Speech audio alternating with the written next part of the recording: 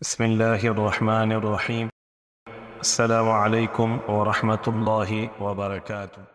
آج ہم بات کریں گے حضور صلی اللہ علیہ وسلم کے خط جو شاہ فارس کسریٰ کے نام لکھا گیا۔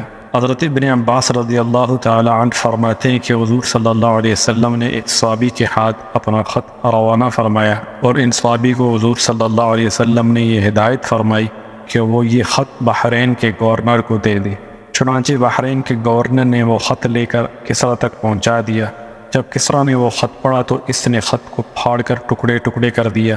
راوی کہتے ہیں کہ میرا خیال یہ ہے کہ حضرت ابن مسیب نے یہ فرمایا تھا کہ یہ سن کر حضور صلی اللہ علیہ وسلم نے ان کے لیے بددعا کی کہ ان کے بھی ایسے ہی ٹکڑے ٹکڑے کر دیے جائیں۔ حضرت عبد الرحمن بن قاری رضی اللہ تعالی عنہ فرماتے ہیں کہ حضور صلی اللہ علیہ وسلم نے ایک دن بیان فرمانے کے لیے ممبر پر کھڑے ہوئے اور اللہ کی حمد و ثنا بیان فرمائی اور کلمہ شہادت پڑھا۔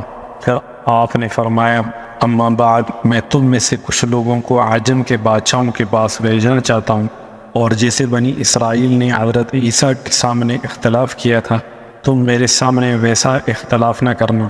تو مہاجرین نے کہا، یا رسول اللہ، ہم کبھی بھی آپ کے سامنے کسی چیز کے بارے میں کوئی اختلاف نہیں کریں گے، آپ ہمیں جو چاہیں حکم دے اور جہاں چاہیں بھیج دیں۔ چنانچہ آپ صلی اللہ علیہ وسلم نے حضرت شجاع بن وہب رضی اللہ تعالی عنہ کو کسریٰ کی طرف روانہ کیا۔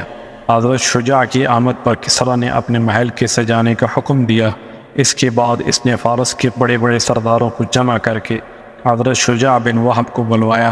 جب حضرت شجاع محل میں داخل ہو گئے تو کسریٰ نے کسی درباری کو حکم دیا کہ ان سے خط لے لے۔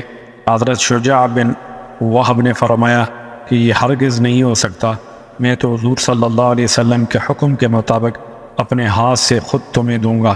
تو کسریٰ نے کہا، اچھا پھر قریب آ جاؤ۔ چنانچہ انہوں نے آگے بڑھ کر کسریٰ کو وہ خط دیا۔ پھر اس نے ہیرا کے رہنے والے اپنے ایک منشی کو بلایا۔ اس نے حضور صلی اللہ علیہ وسلم کا خط پڑھنا شروع کیا تو خط میں مضمون یوں تھا، اللہ کے رسول محمد بن عبداللہ کی جانب سے کسریٰ کے نام جو فارس کا بڑا ہے۔ اس بات پر اسے بڑا طیش آیا کہ حضور صلی اللہ علیہ وسلم نے اپنا نام اس کے نام سے پہلے لکھا ہے، اور اس نے بڑا شور مچایا۔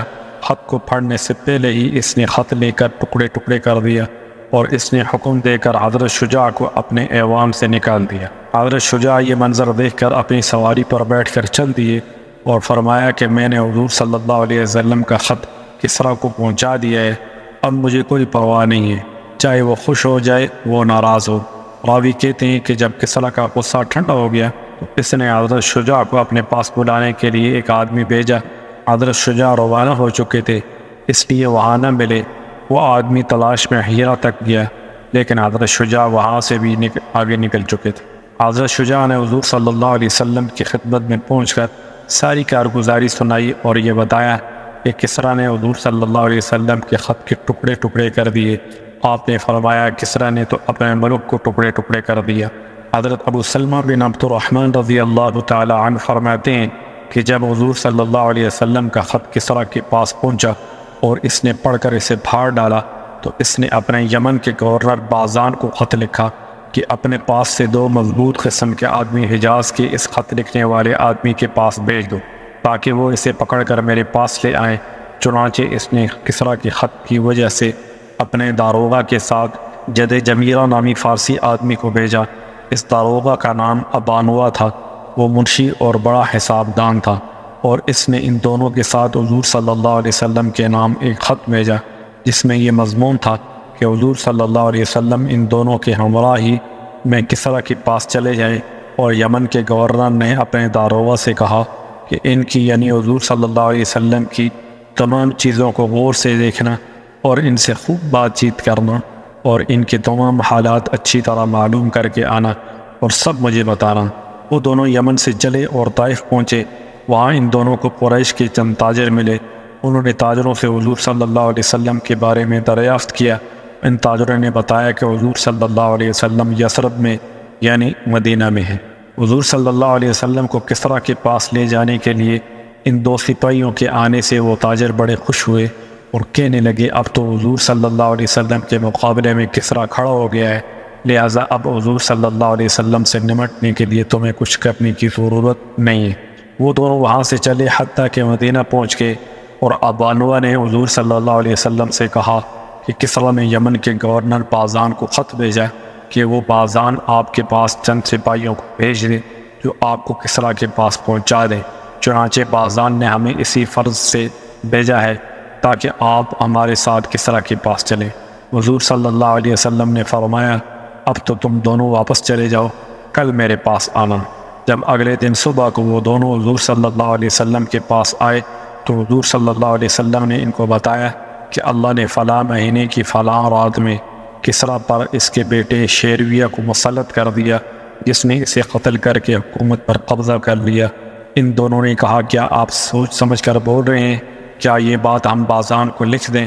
آپ نے فرمایا ہاں لکھ دو، اور اس کو یہ بھی کہہ دینا کہ اگر وہ مسلمان ہو جائے تو جتنا علاقہ اس کے قبضے میں ہے سب اسے ہی دے دوں گا۔ پھر آپ نے جد جمیرہ کو ایک پٹکا دیا جو آپ کو ہدیہ میں ملا تھا، اس میں سونا چاندی تھا۔ ان دونوں نے یمن واپس آ کر بازان کو ساری بات بتائی۔ بازان نے کہا کہ اللہ کی قسم یہ کسی بادشاہ کا کلام نہیں معلوم ہوتا ہے، اور جو کچھ انہوں نے کہا ہے ہم اس کی تحقیق کر لیتے ہیں۔ کچھ ہی عرصہ کے بعد بازان کے پاس شیرویہ کا خط آیا جس میں لکھا ہوا تھا کہ میں نے اہل فارس کی حمایت کے لیے غصہ میں آ کر کسریٰ کو قتل کر دیا ہے، کیونکہ وہ اہل فارس کے شرفاء کو بلا وجہ قتل کرنے کو اپنے لیے درست سمجھتا تھا۔ اپنے علاقے کی تمام لوگوں سے میری اطاعت کا عہد لے لو، اور جس آدمی یعنی حضور صلی اللہ علیہ وسلم کی گرفتاری کا کسریٰ نے تمہیں خط لکھا تھا، اب اس آدمی کو کچھ نہ کہو۔ جب بازان نے شیرویہ کا خط پڑھا تو اس نے کہا کہ یہ آدمی یعنی حضور صلی اللہ علیہ وسلم تو یقیناً اللہ کے بھیجے ہوئے نبی ہے، اور وہ بھی مسلمان ہو گیا، اور یمن میں جتنے فارسی شہزادے رہتے تھے وہ بھی مسلمان ہو گئے۔ ابن اسحاق بیان کرتے ہیں کہ حضور صلی اللہ علیہ وسلم نے اپنا خط دے کر حضرت عبداللہ بن حذافہ کو کسریٰ کے پاس بھیجا۔ اس خط میں آپ نے کسریٰ کو اسلام کی دعوت دی تھی۔ جب کسریٰ نے وہ خط پڑھا تو اسے پھاڑ دیا۔ پھر اس نے یمن میں اپنے گورنر بازان کو خط لکھا کہ وہ دونوں آدمی مدینہ پہنچے، اور بابیہ نے حضور صلی اللہ علیہ وسلم سے یہ بات کہی کہ شہنشاہ کسریٰ نے نواب بازان کو خط لکھ کر یہ حکم دیا ہے کہ وہ بازان آپ کے پاس آدمی بھیجے جو آپ کو کسریٰ کے پاس لے جائیں۔ اگر آپ خوشی خوشی چل دیں تو میں آپ کو ایک خط لکھ کر دوں گا جو کسریٰ کے ہاں آپ کے کام آئے گا، اور اگر آپ جانے سے انکار کرتے ہیں تو کسریٰ آپ کو اور آپ کی قوم کو ہلاک کر دے گا اور آپ کے تمام علاقے کو برباد کر دے گا۔ آپ نے ان سے فرمایا ابھی تو تم واپس چلے جاؤ، کل میرے پاس آنا۔ حضرت زید بن ابی حبیب فرماتے ہیں کہ حضور صلی اللہ علیہ وسلم نے حضرت عبداللہ بن حذافہ کو شاہ فارس کسریٰ بن ہرمز کے پاس بھیجا اور ان کو یہ خط لکھ کر دیا۔ بسم اللہ الرحمن الرحیم، محمد الرسول اللہ کی جانب سے کسریٰ کے نام جو فارس کا بڑا ہے، سلامتی ہو اس انسان پر جو ہے ہدایت کا اتباع کرے اور اللہ اور اس کے رسول پر ایمان لائے، اور اس بات کی گواہی دے کہ اللہ وحدہ لا شریک کے علاوہ کوئی معبود نہیں، اور حضرت محمد صلی اللہ علیہ وسلم اس کے بندے اور رسول ہیں۔ میں تمہیں اللہ کی طرف دعوت دیتا ہوں کیونکہ میں دنیا کے تمام انسانوں کی طرف سے بھیجا ہوا اللہ کا رسول ہوں، تاکہ میں ہر زندہ انسان کو اللہ سے ڈراؤں اور حجت کافروں پر ثابت ہو جائے۔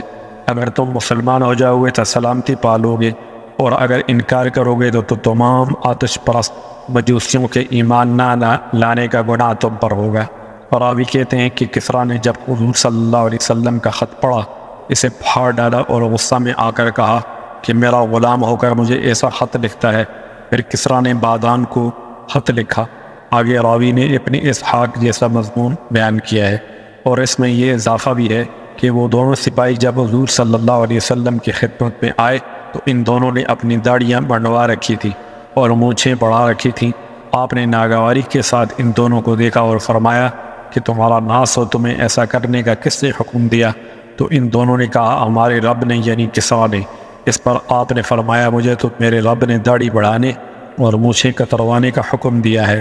حضرت ابو بکر صدیق رضی اللہ عنہ فرماتے ہیں کہ جب حضور صلی اللہ علیہ وسلم مبعوث ہوئے تو کسریٰ نے یمن اور اس کے آس پاس کے علاقے عرب کے اپنے گورنر بادام کو یہ پیغام بھیجا کہ مجھے یہ خبر پہنچی ہے کہ تمہارے علاقے میں ایک ایسا آدمی ظاہر ہوا ہے جو اپنے نبی ہونے کا دعویٰ کرتا ہے۔ اس سے کہہ دو یا تو وہ اس سے باز آ جائے، ورنہ میں اس کی طرف ایسا لشکر بھیجوں گا جو اسے اور اس کی قوم کو قتل کر ڈالے گا۔ اور راوی کہتے ہیں کہ بادام کے قاصد نے حضور صلی اللہ علیہ وسلم کی خدمت میں پہنچ کر یہ سارا پیغام پہنچایا۔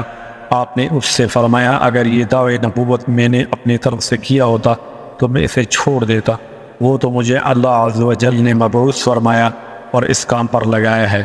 وہ قاصد آپ کے ہاں ٹھہر گیا۔ حضور صلی اللہ علیہ وسلم نے اس سے فرمایا میرے رب نے کسریٰ کو قتل کر دیا اور آج کے بعد کسی کا لقب کسریٰ نہ ہوگا، اور قیصر کو قتل کر دیا اور آج کے بعد کسی کا لقب قیصر نہ ہوگا۔